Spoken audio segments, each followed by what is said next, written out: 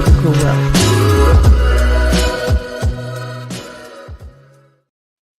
Hello, hello, hello. Today is April 14th. I hope you got those taxes done. 2025. This is the Adroit Living session of the Erudition Network. Here, I like to volunteer my time to help with mental health. It's a live stream, so feel free to make comments. I'll read the comments, ask any questions that you feel you have, and I will answer it as much as I can being online. If not, you can I'll let you know so you can just message and we'll get you some more attention if need be. But here I like to volunteer this effort because a lot of times people are not just going to go and find the help that they need. First, they got to know that they need help. So we can try to talk about a few things, and sometimes the topics are a little sensitive. So if you feel like maybe you were triggered and you feel like maybe this is something you should examine a little bit more, get some help. But got to start somewhere, right? So let's start it out. Let's talk about it. Let's talk about some things here for free. Now, I like to use facts.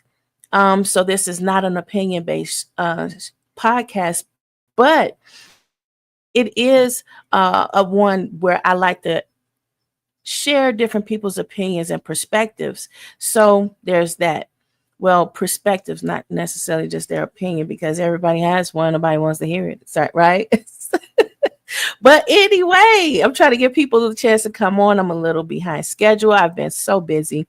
I got to do something different with this aquarium. So, that's my stake. So I got to do something different with that.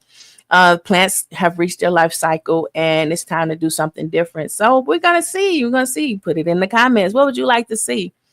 Okay, so anyway, but I haven't been able to consecutively work on just that because I have a life and I have other things I have to do. So I can't just, dabble in my hobby because, it's my background. I can't do that. So unfortunately, so work with me and keep seeing it evolve. If you want to see what it looked like before, go back. I've been posting these posts for about 3 years now. Go back and look at it, see what we were doing with it, and see if you have any suggestions and kind of fish you want to see. Okay, but anyway, I want to talk about a topic that's been a major issue in this current era. And this part of it is just to understand what's happening right now. Things that we can't control are happening, and we need to know more about it. There's not a lot of women's studies out there that's telling men or helping them to understand, some things that they need to understand in order to be more supportive and write laws and things that will better protect women. So currently we're seeing a forever too young situation occurring where young babies are passing so early, and it seems like, the woman should be able to do something more about it, but it's not the case. It's not always the case. A major modern problem heavily burdening the mental health right now is derived as a result of the need of women in the workforce. Babies are forever too young because mama must work, not just to provide for now, but to provide for herself in later years so she can have enough money to live on in her later, more elderly years. It's never been the intentions of a good mother to leave her children for work outside of the home and chance her children's life to a low probability of survival just to struggle financially and then emotionally because the loss of her baby or babies while she was at work. A lot of times we're not looking at that aspect. But sometimes women have to go out and work, and it's a shame mothers do not get paid to care for their babies at home as a career they can retire from after they're of retirement age, so they're financially taken care of in their elderly stages of life. Women cannot rely on anyone else for their elderly care, so moms are out there living all their children because of these forever too young situations where the children are dying earlier in life for various reasons, because they were in daycare or they were trusted to a family member or boyfriend or girlfriend or whatever the case may be. But some moms are outliving their babies as a result of that, and they're not going to have those children that's going to say, okay, I'll take care of you when you're older. So most women will never have a husband to take care of them in their elderly stages, because men pass before women oftentimes. And the man may have been retired even, or had an extra job just to make ends meet because he was retired before he passed. So it's still to say that women still have a great potential to still need financial stability. So it's difficult to be a woman and a wife, but the most difficult job of all is to be a mother. Too many of these poor modern babies are forever too young. Society needs to take a good, realistic look at what may happen if mothers are removed from homes, because we're seeing cases where a lot of women who are miscarrying, because that's what the woman's body does. It's nothing anybody can do about it per se. And she's being taken away from the home and put in jail like a criminal because she miscarried. But she has other children back home, and her husband or her baby daddy or whatever y'all want to classify it as, they have to work. So the children are at risk, and it's affecting us in ways that are innumerable. But in retrospect, when it's all said and done, that's when we'll look back at this area and say, well, why is the economy so bad right now? Why are we having these problems? Well, we're going to look back and say, oh, remember, they're a product of that era. Yeah. So today's show is about the first sin. A lot of people thought the first sin was something else, but the first sin was the spin. Yeah, the first sin is the spin. You know how we're talking about it a lot now, how people are putting that spin on it and they're twisting the narrative. Well, you're perpetuating an age old sin or problem that everybody's aware of. Everyone is completely aware of. Um, the first thing they said, Adam and Eve, first to be woke, quote unquote, woke, because they ate the apple. A lot of people don't even know if it was an apple or not. But anyway, they said they ate that and suddenly they woke, they became aware. And now we're using the quote unquote woke to say all kinds of different things. It's that spin. It's that spin, and it's messing with people's mental health. But woke was not the sin. Disobedience was. Then God asked Adam, who told you you were naked? Because he was aware that he was naked. So when God called him, he was like, oh, what are you doing? Oh, I took a moment to come and answer you because I was naked. Like, who told you to get dressed? Who told you was naked?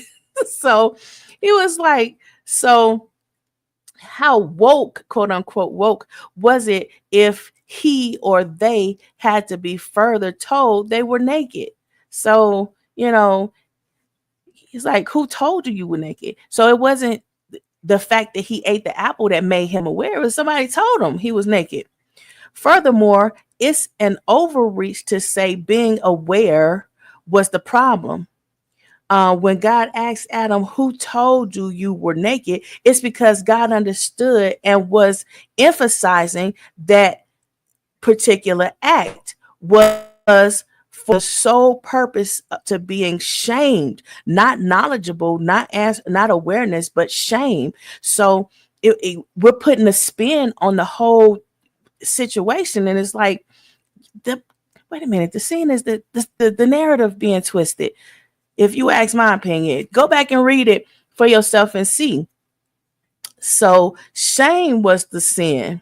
Shaming them for knowing, for being aware without proper guidance and at the appointed time. So there was appointed time that they were supposed to be aware, but it needed proper guided perspective.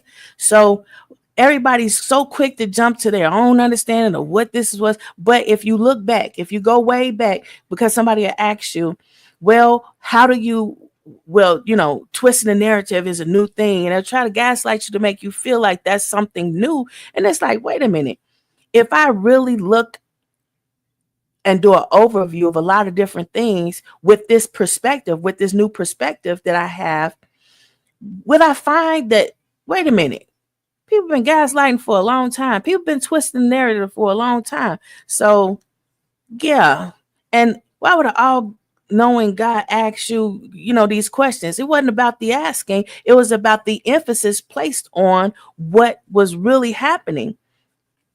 So there's that. So we're not new to these things that are happening. It's just a matter of the fact that, oh, well, a lot of people ain't going to read the Bible. A lot of people aren't going to read the Quran. A lot of people aren't going to read the Apocrypha. A lot of people are not going to read these historical books that present these facts so that people can ask and revisit these things with a different perspective, having the awareness that, nothing's new under the sun. Okay, well, I'm experiencing something and I think it's new.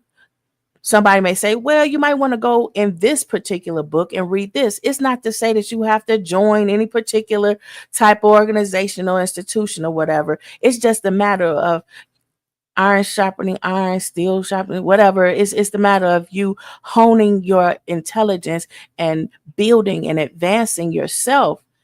You don't have to have, somebody to tell you, because back when that happened, it didn't go right because that twisted the narrative. So things happen later on in that book that shows us, well, you'll have the understanding that you need. This is the way.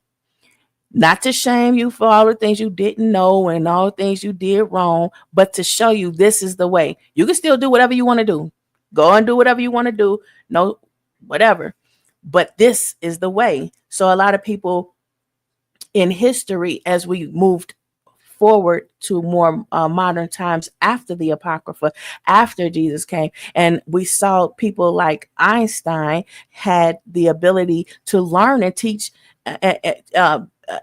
things that we never knew about before. So he advanced society, though he did not do it in the modern sense that a lot of people thought that he should go this path. They kicked him out of school, said he too stupid for school. It's like, wait a minute, you too stupid. What does that mean? And if you start to think about it and see the twist of the narrative, you understand.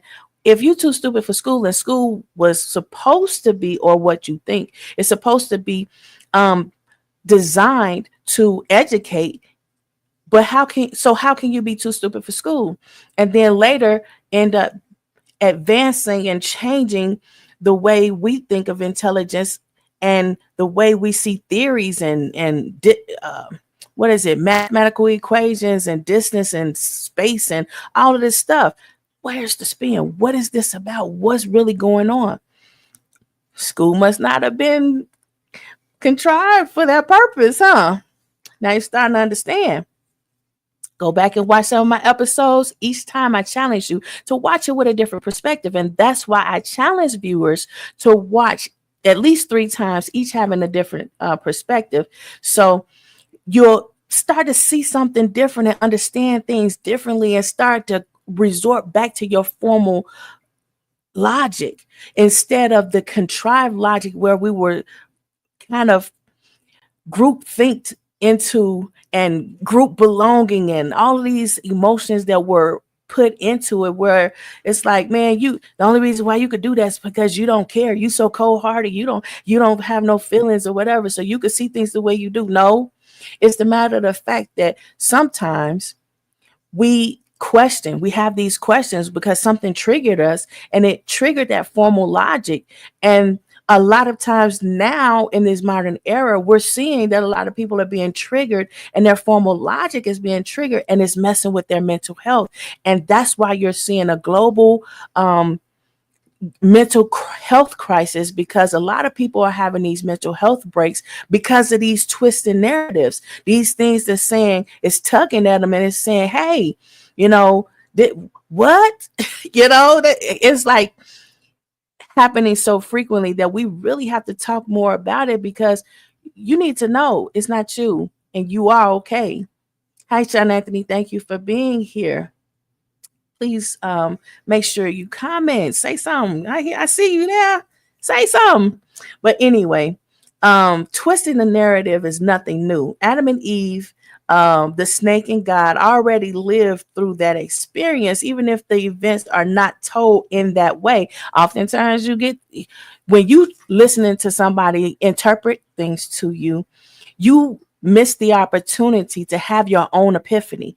And it's not because you lack the intellectual ability or the possible foundations that would lead you to have an epiphany. It's because you're allowing yourself to be nurtured in a way that it's like, oh, it's about what you nurture.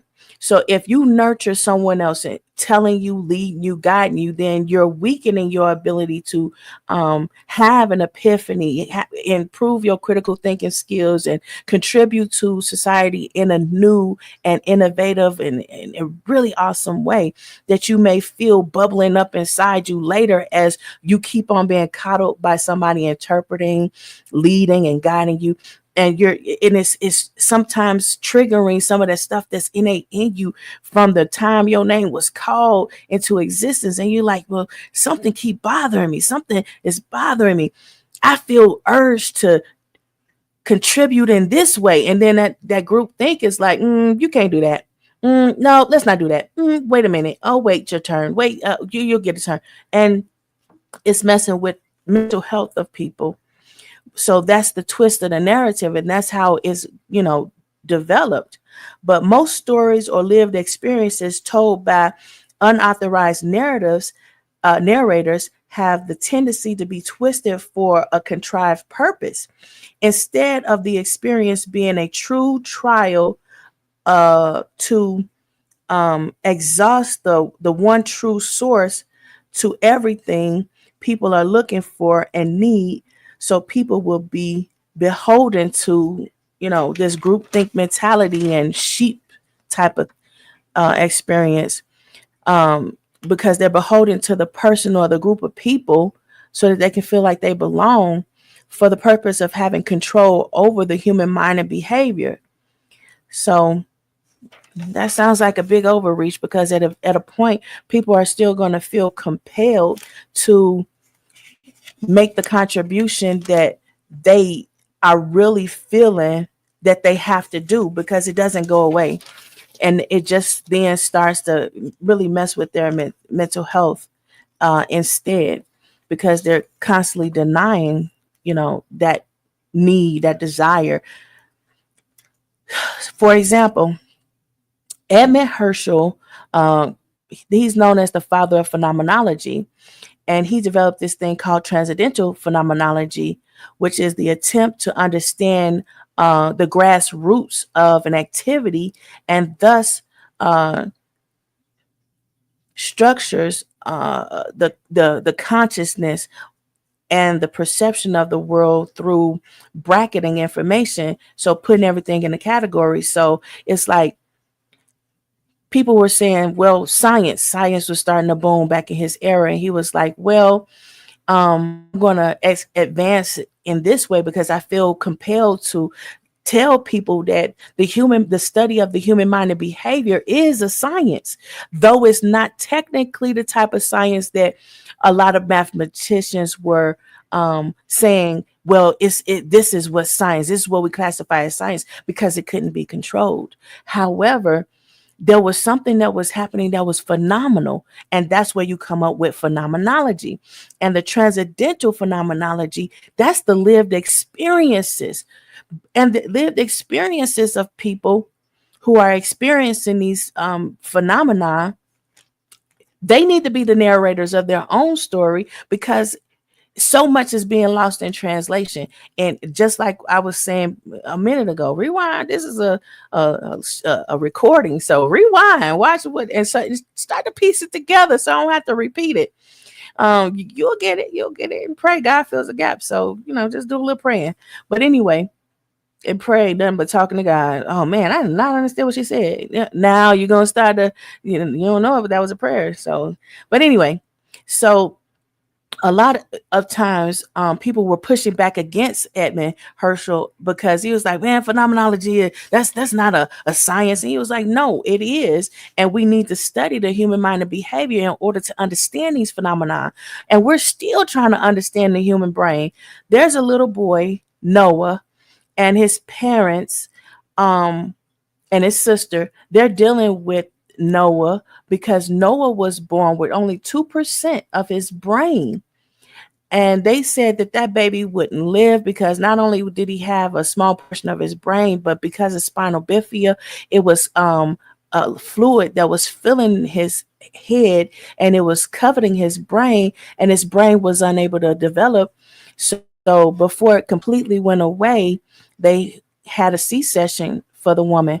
Nowadays, they would have let that baby and the mama pass because of something that neither one of the two could have controlled. But, it being a different era, the doctors went ahead and had an early cesarean to save the baby and the mother. And the baby had spinal bifida, so they addressed that, but it still had all this fluid on the brain, which prevented the baby's brain from developing. They thought that the baby wouldn't live, but the mama and the daddy was not going to give up on their baby. And they kept trying to, it's about what you nurture, right? They kept nurturing the baby and teaching the baby and training the baby and working with the baby. And the baby um, is a medical miracle that people are studying because he not only lived, but he's 3 years old now and he's growing a brain. And he's doing a lot of things that scientists and doctors did not statistically, he shouldn't be doing. But we give so much credit to statistics and diagnoses and prognoses. Watch my shows where I talk about it, that we're not giving account for the phenomenons. We need to talk about these phenomenons because that's that aspect of our mental health that's being greatly tampered with. And we're like, well, no, I don't want to conform. I'm going to be that anomaly because it's in me to do this thing that I have to do, regardless of the way you twist the narrative, regardless of what you tell me and how much you discourage me. This is what I have to nurture because this is me. So Edmund Herschel was one of those people, and Noah's parents and his sister were a couple of those people. Even Einstein and the man who knew infinity. Those are just a few. Edmund Herschel is just one person that they really talk about because he's a philosopher. He's a old philosopher. He's passed now, but he was a philosopher who was like phenomena. Got it. We got it. Phenomenology is a science. We need to be studying it, and not to study it to control it, but to study it to report it, to build and advance ourselves on and increase the possibilities and potentials of things. But in transcendental phenomenology, what we see a lot of times is intent, and intent is a big motivating factor for behavior. Intentionality. But anyway, aside from that, let's go back to some of the things um, about phenomenology and transcendental phenomenology. It went against what some of the people thought that you had to have, like in Noah's case, you have to have a foundation to work on. And if people would have just went in with as a blank slate and said, well, let's try it, let's give it a chance because the parents are willing to do it, and if they would have just put aside their their what they knew, just okay, yeah, you smart, you're intelligent, you know everything, but let's set that aside. And aside from your preconceived notions and your stereotypes and your statistics and everything that you learned to the contrary, let's watch and see a miracle happen. And that's what they did. They didn't say it that way. How do you say it without saying it type of situation, as far as that's concerned?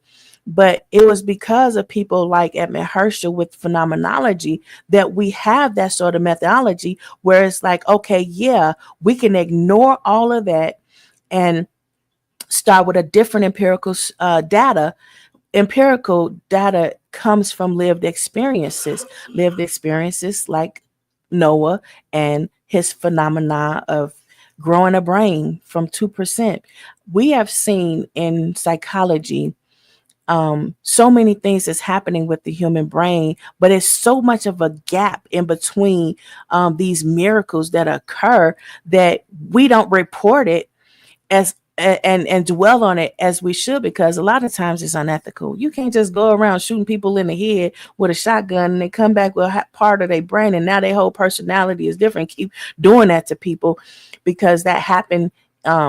And that's one of the reasons of we were able to look at the human brain and see these different things happening and know that the person lived and it was okay. It's happening more and more now. And it's not something that psychologists or scientists or doctors are going out there intentionally doing, but it's an occurrence that's happening and we're taking note. For example, there was most recently a judge who had a domestic situation and her boyfriend was shot in the head, and that's a brain injury, but he's still alive. And I know that that's like, I know doctors and things are looking at it and scientists are like, man, let's observe this. Let's ask questions. Let's study it. That was his brain being tampered with. What's going on different?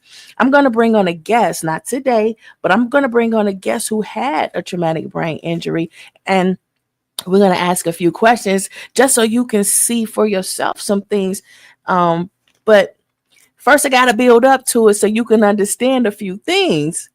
So to understand information best, it behooves one to return to a pivotal point of discovery, like Edmund Herschel's attempts to prove psychology or the human mind, the study of the human mind and behavior, is a noteworthy science called phenomenology, which really deeply impacts human mental health. And it more accurately gives account for things like the development of the human brain, and it illuminates how the report how to report human behavior and track potential future movements or decision making processes. And those the only reason why a lot of people want to track the decision making processes is because it has a monetary gain to it. But we keep limiting those studies because we want to control a little too much. And I'm going to get into that in more episodes. So ring the bell, get notifications, because I'm going to do a few different things now that I have more time. I'm trying to make time anyway. But a lot of times we're seeing most scientists only seek to control.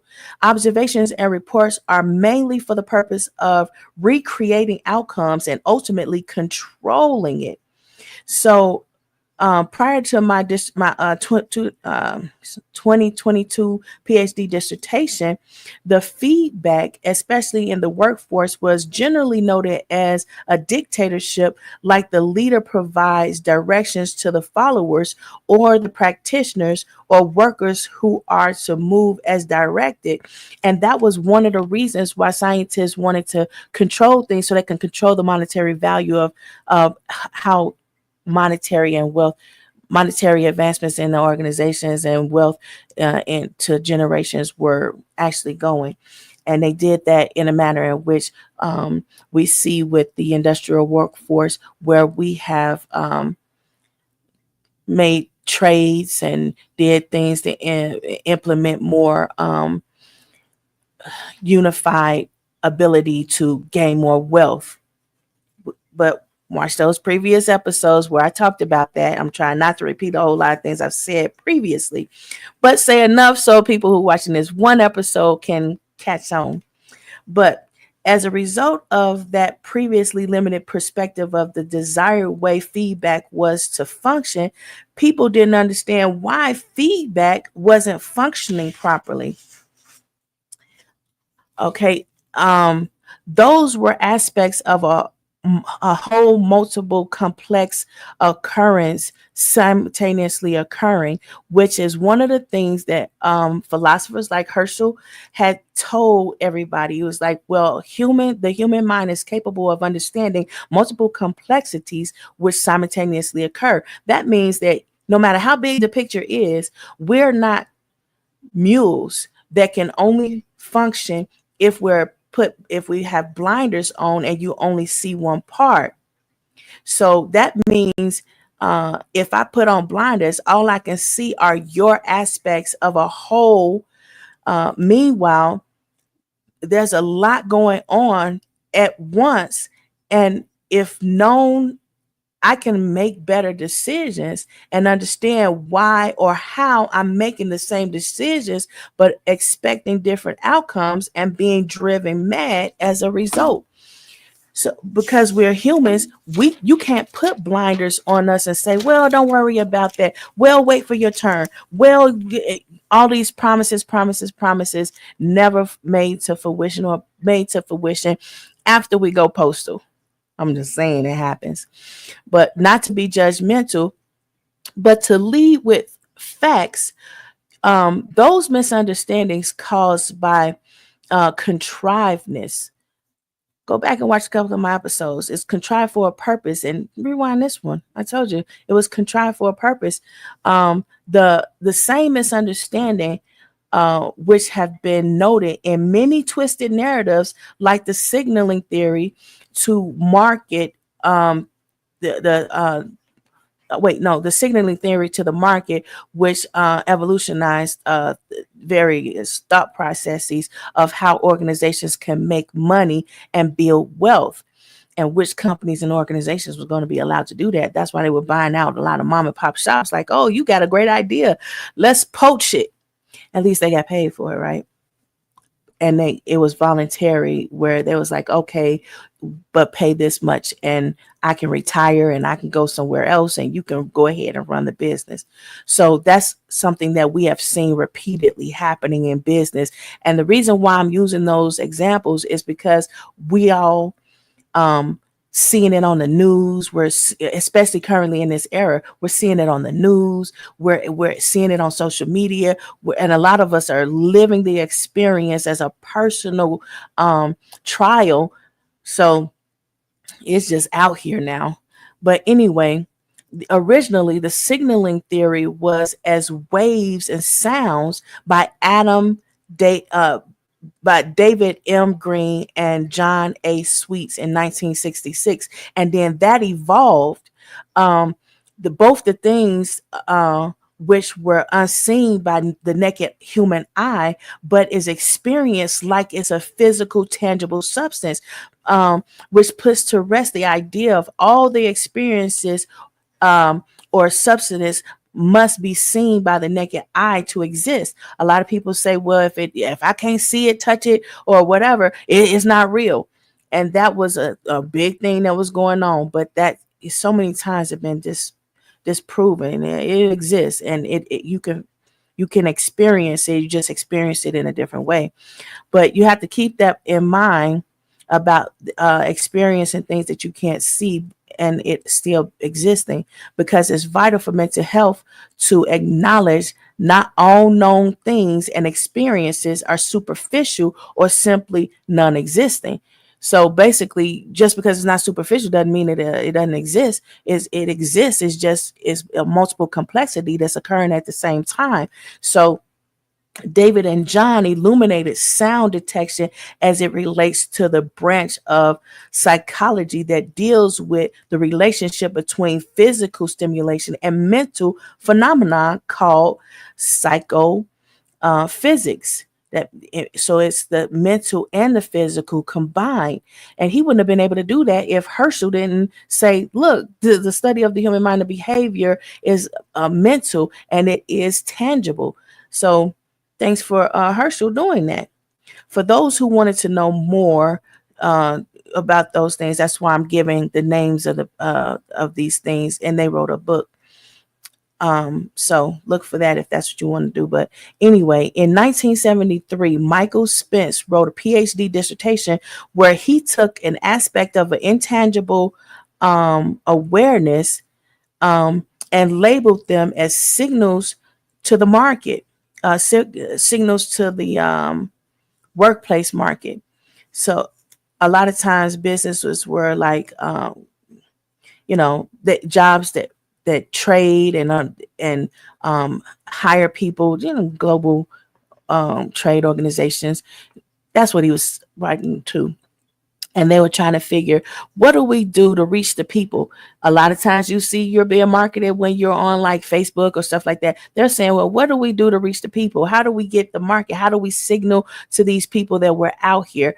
And it was thought that those signals were, again, a bit of a dictatorship prior to me writing that 2022 dissertation, informing that signals, just like feedback, are reciprocal, meaning you're not going to dictate to me.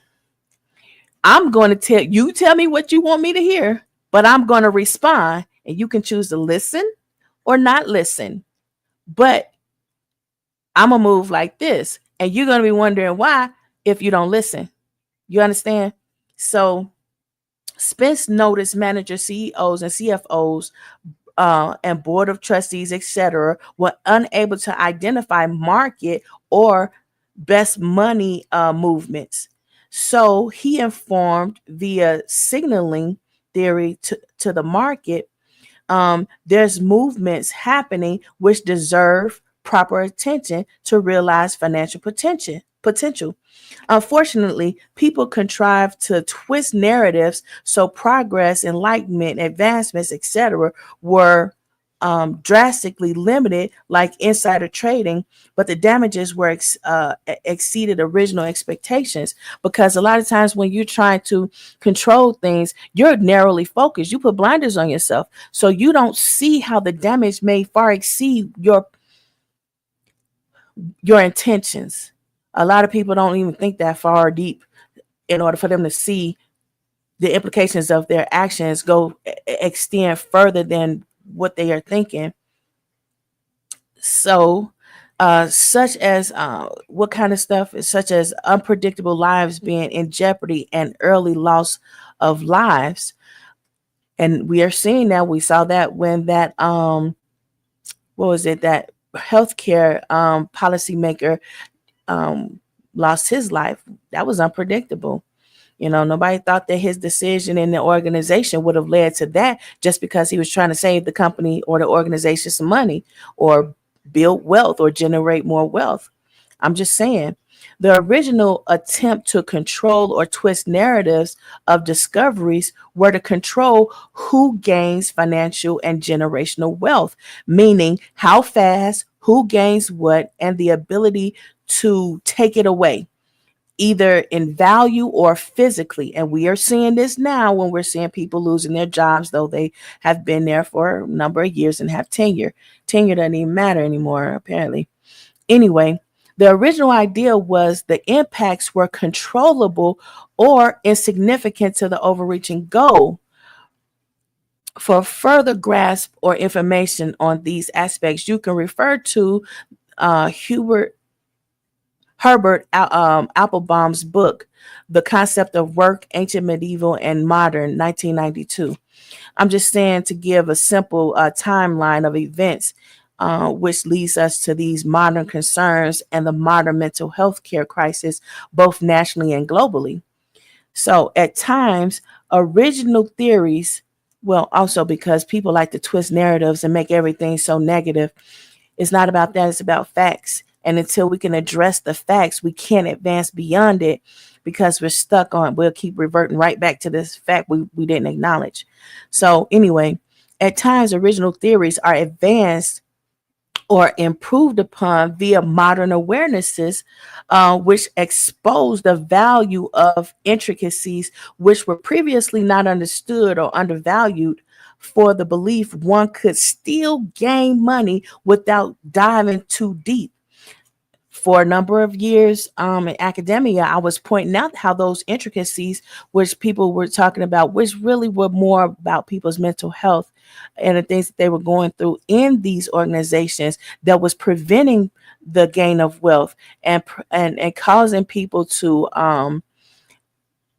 hide information that they would otherwise be better off sharing for the corporation and for the benefit of the corporation's advancement.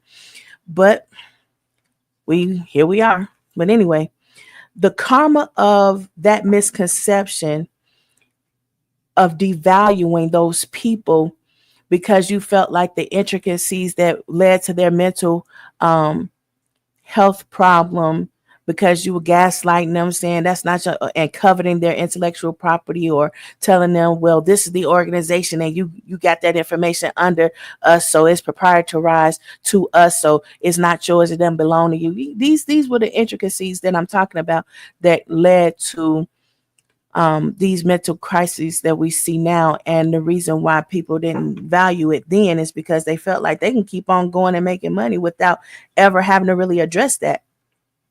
But there was a karma in that they didn't see. The karma was the misconception fueled twisted narratives, and how limited the funds or short-lived the funds were. So people were forced back to the drawing boards. And unfortunately, the twist disabled the advancement by that time.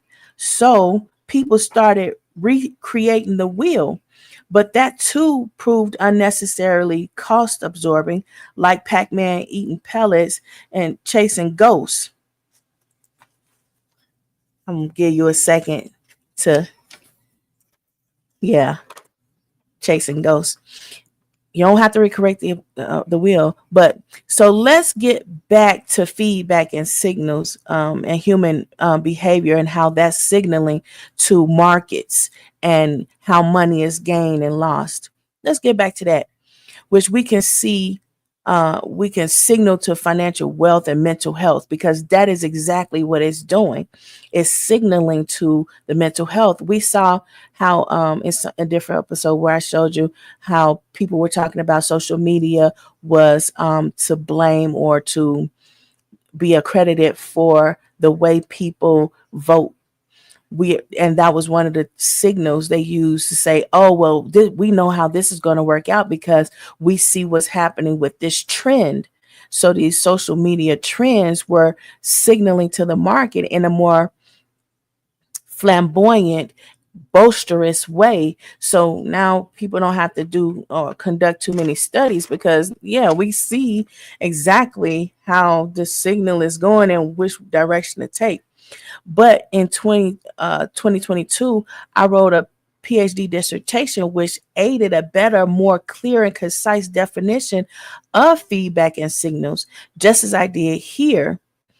Now that you're more focused on the objective, go back and rewind and watch it and see if you can grasp these points. I keep making the point, then I say, well, try to see if you can understand what I'm saying and see if you get in that other point, because a lot of times we're busy. Our minds is busy. We're confused. We're focusing on different things, and we're so torn. We're juggling so many things, and our mental health is suffering. And we're like, man, what's going on wrong with me? Well, try to calm down a bit. Try to rewind and grasp this stuff. The way the human brain was conditioned to function by schools and things like that. Go back and see what I said, how schools are. But anyway, your first time being informed, you may or may not have had the guided perspective, which might have led you down a rabbit hole or confused you. So I challenge viewers to watch each episode at least 3 times, having a different perspective. As a modern psychologist, I understand minds play tricks on us, environmental influences and perceptions, and the need to say less. A lot of people like, I don't have time for this. But anyway, my 2022 dissertation illuminated globally known problems and methods used, which developed and perpetuated those problems, especially in the workforce and financial markets. It was at a pivotal time because education was vastly growing as a trade, like investors trading for education as stocks. I don't know, a lot of people have now been getting into stocks. You may have seen that on the market. I'm just saying, but it's important for countless reasons, but mostly for financial and mental health reasons. You can't enjoy money if some mentally unhinged person you thought you were controlling suddenly ends you. Caesar didn't see it coming either, but it didn't stop all of his circle of friends from ending him. But again, That's a little bit of history. But money matters because the COVID-19 pandemic forced markets to more readily accept online education or distant learning and its financial value and potential. So you might see that on the trade. But the chaos was essential in development while people attempt to control that methodology of wealth, that avenue, that vehicle, that pathway of wealth. So it was essential that they develop all this controversy to say, whoa, let's put a pause on that. And let's see how we can limit everybody from gaining, because anybody can then start an online school and start it, to gain wealth from it. But I'll dive a little bit deeper into it later. But they did not want that to happen so soon before they can figure out a way to covet it and control it.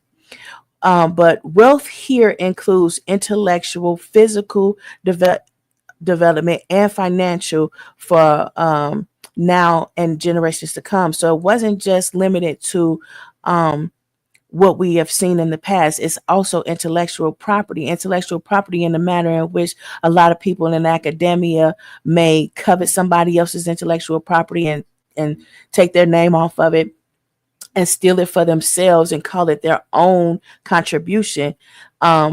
Whereas before intellectual property being stolen, you would see that in business organizations where somebody had an idea and the organization said, no, you developed that idea here, so it's proprietarized to us.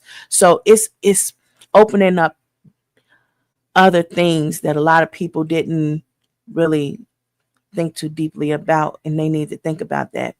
But anyway, now you can understand more clearly what I said about controlling wealth and original intent. A lot of people slow it down because the intent, and legally, intent could get you in a lot of trouble because the things you're doing. So they have to write laws, and then they're going to make all these loopholes and things like that. But anyway, just like with any e-business, the virtual business, when it started to boom, everybody was like, well, we got to slow it down a little bit so we can make these contracts so we can control what's happening. And everybody was like, wait, this is not, new business. This is the same business. We're just selling online. And they was like, no, no, no, no, no. We need rules. We need different rules. And it's like, wait a minute, y'all playing games. And that was limiting people money, and it was messing with people's mental health. But same thing with academia. Now you can also understand why feedback and signals are reciprocal more than a dictatorship type of stimuli. The phenomenon is always the response, but the response changes due to encoding processes which originates in the human brain, all according to the moment the brain was first conceived. Like when God first called the brain or the person into existence for his purpose and his plan. So that's why you get this innate urge to contribute in different ways that you do, because you were called for a purpose and a plan. So it's like, oh, how do I get there if I have this sheep mentality or this group mentality and group think? You can still get there. It just keeps eating at you. But and it's a phenomenon. But anyway, the mystery wasn't for us to control it, but to uncover it and apply it, but leaning towards human understanding, and group think and control, we miss the call and ability to truly unlimited advancements and progression. We attempt to control and ultimately drive people towards mental health and instability as a direct result. And that's why mental health has been more of a problem now lately, because a lot of people are seeing that happen and play out on a grander, more open scene where you can't say, oh, push it under the rug as if it didn't exist, because people have social media and they're getting out here and they're telling their own story. So the commercial media is no longer in control of twisting the narrative or restricting access to the information.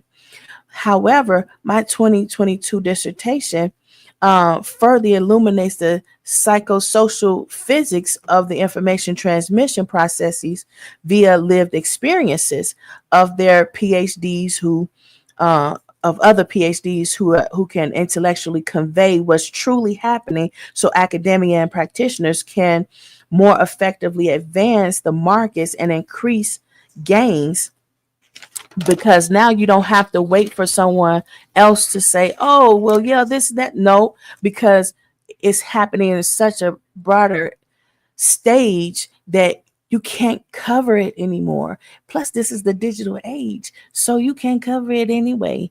And these deep fakes, G2, that movie G2 is all about deep fakes and showing you and helping you to understand. It's a bit of a satire because it's helping you to understand you can't covet this stuff no more like especially not like you used to. But I'll talk more about it in the future episodes. But if you can get your copy of my book or Google, let me see, did I put that up here? You can get your copy of my book, and it shows a few different things: generational wealth, information asymmetry, and your success. You can go on Amazon and look for it, or you can go to lulu.com and get it there, or you can ask for wherever books are sold. But you can also Google Tina R.M. Phillips, graduate of the School of Social Behavioral Science, Doctor of Philosophy, for free reads to see how I developed my 2022 dissertation. And stay tuned for more episodes, because the things I did not share in my IO, in my 2022 IO Psych dissertation, will be shared elsewhere, like here on YouTube and other social medias and somewhere else. I haven't said anything yet, but stay tuned. Stay tuned. So please subscribe and ring the bell for notifications, so you stay informed of when and where I'm live streaming from or whatever, so you can interact with live streams as it happens. So if you ring the bell, you won't know if you don't ring the bell. So ring the bell. These posts are my endeavor to assist with improving mental health, because souls are more precious than any other wealth. A lot of time in one of the episodes I most recently did, I explained to one of the viewers who had a comment, well, a question, and I explained. And I know a lot of times people are like, well, why do you get on here and say, and provide help for free? Because there's so many other things that I'm doing that can provide the wealth that I need in order to survive, that I can help a little bit for free. And I can show you some things. I can share my lived experiences, even if I can't say someone else's, and I can invite other people on so that they can share their lived experiences. So you have facts, you have the information, factual information from things that cannot be altered. Even with deep fakes, you can still see there was some alterations done there. I don't know what it was, but I know that's fake. So you start to hone your own formal logic and develop your critical thinking skills a little bit better. And then your mental health starts to improve small increments at a time, because now it's about what you're nourishing. Remember, now you're nourishing that mental health improving, as opposed to leaning on groupthink, trying to go along with the crowd, trying to do what everybody else wants you to do. And it's like, man, I'm hurting here. And the more you do this, the more you go down here. And it's like, man, I need to start doing something. And that's why a lot of times for quite some time, you saw it trending where people was like, man, my my clique is starting to shrink. My social circle is starting to shrink. My buddies, my friends, and people I trust, that group of people is starting to shrink, because you are now nourishing your mental health, as opposed to being more concerned about the popular opinion, the popular vote, the popular movement. You're like, well, man, wait a minute. If I nourish my mental health, is that going to isolate me completely? No. Once it starts to trend, Once it starts to trend, you're going to see this part level off a bit, and now you're going to have a balance. You're going to have a balance. So it'll be less unpredictable lives lost and less unpredictable mental health breaks. And people will get back to the point where we can advance and thrive together, as opposed to everybody so cutthroat, cold-hearted, and you can't trust anybody, you can't do anything. It's going to balance out because the digital age has a way of unveiling.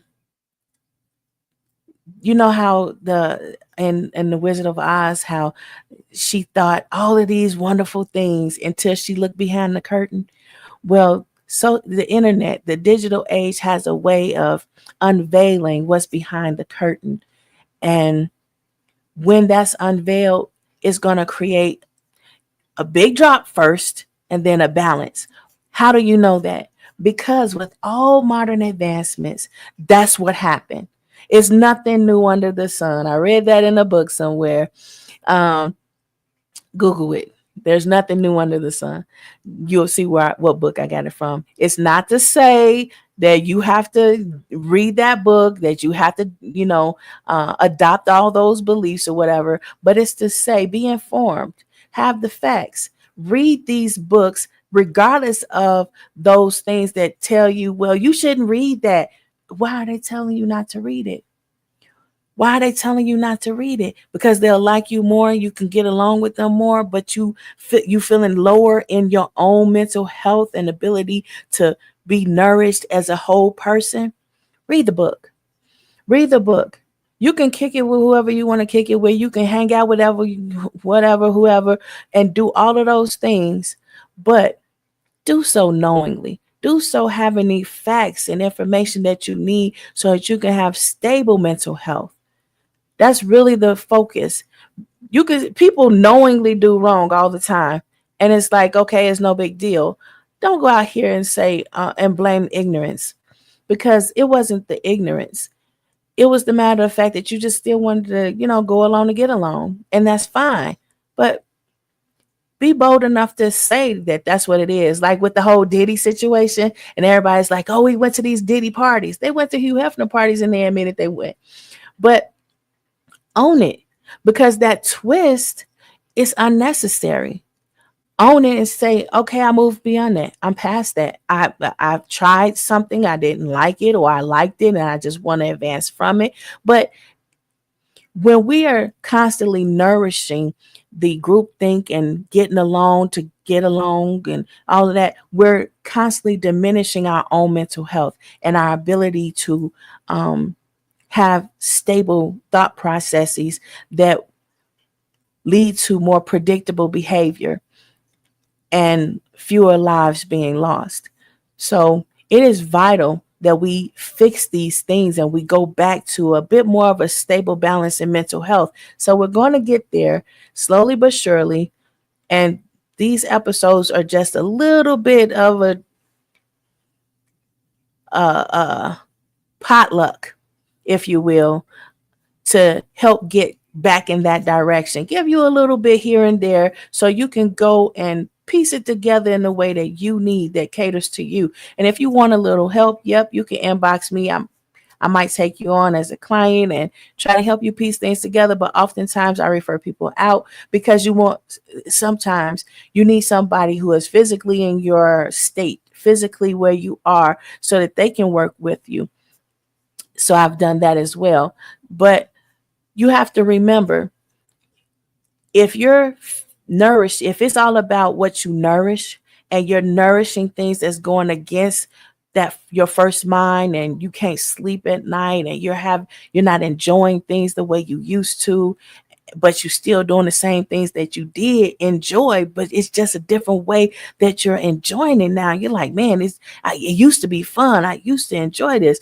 I used to think this was everything. This was the bee's knees. But now something's changing and I don't know what it is. I'm not enjoying things and I'm surrounded by all these people that I wanted to be surrounded by, but I'm not feeling like anybody's with me. I'm feeling alone. I'm feeling like nobody understands me, though I'm around all these people that share the same experiences or similar enough experience. And I'm not feeling the way I know I could feel. And just that sort of acknowledgement, that sort of self-awareness can help you to start nourishing a better mental health. But we need to start somewhere, right? So let's start with the fact that you understand that I need to do something else. I need to improve. And keep watching these episodes and comment and ask questions. Let's talk about it. Because remember, mental health is physical wealth. See you next episode.